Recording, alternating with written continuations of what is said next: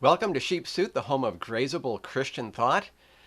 Now, just because my tagline is grazable Christian thought doesn't mean that it always has to be specifically theological. That's a tagline. I can talk about whatever I want to talk about, and I am so excited this morning. The sun is coming up, and I wake up in the morning and I get my morning coffee, and I never drink it with the sheep suit on, because if any of this coffee got on the sheep suit, I don't know how to get it out.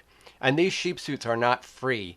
I want to keep them nice as long as I possibly can. But look at me, drinking my morning coffee with my sheep suit on. Coffee in a borosilicate mug. I love these things. Borosilicate glass. This is what Pyrex at least was once made of. But wow, how durable and how neat, because when I'm drinking out of the kind of stuff that mad scientist laboratory beakers and things are made of, then I feel like I'm kind of a mad scientist myself.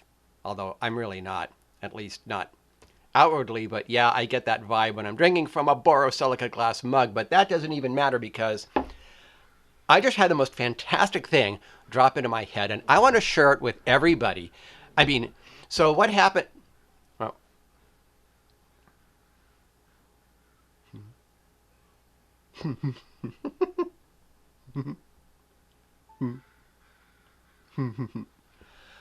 anyway, so what that thing is that I was just waking up, and I was brushing my teeth, and I was turning on my coffee machine, and I just had my first cup of coffee, and this fantastic revelation, this insight just fell into my. Oh.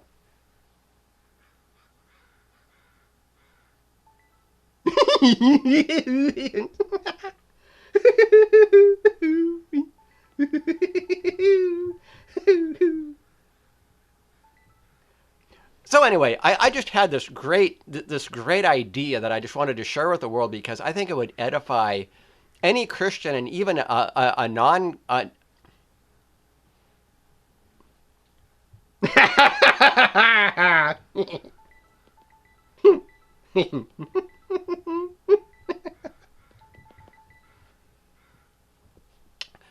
Yeah. So yeah. Back to what I was going to say is, when you're with somebody, be with them, and not them and your phone, or your phone and them. Uh, there's a reason why I have a fear, or just a dislike of wanting to relate to people in the Zoomer generation, and it's nothing. Not like I can't stand Zoomers.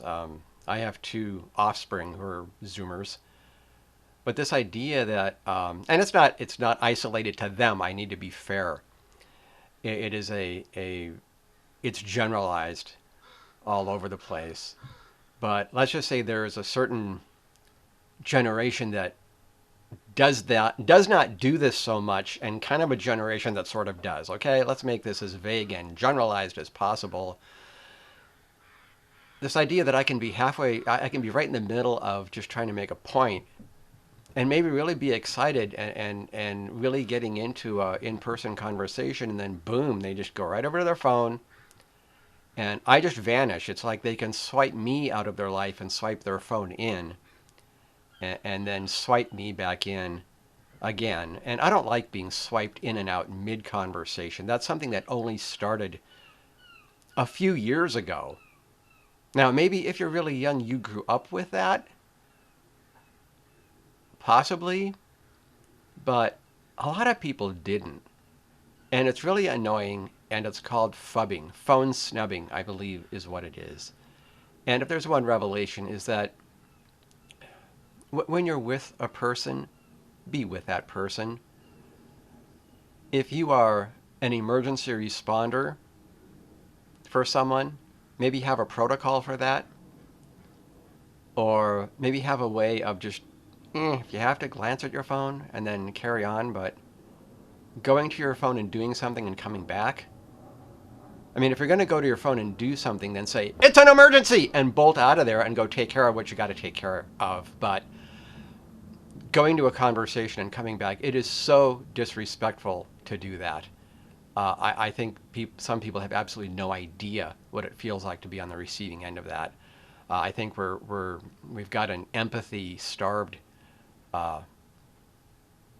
segment of our population that doesn't even bother to stop and think of what it's like to be on the receiving end of what they do. I don't even know if we're teaching empathy anymore, putting ourselves in the place of others and saying, well, what would it feel to be on the receiving end of this behavior? So that is my great revelation. Till next time, keep the wool out of your eyes.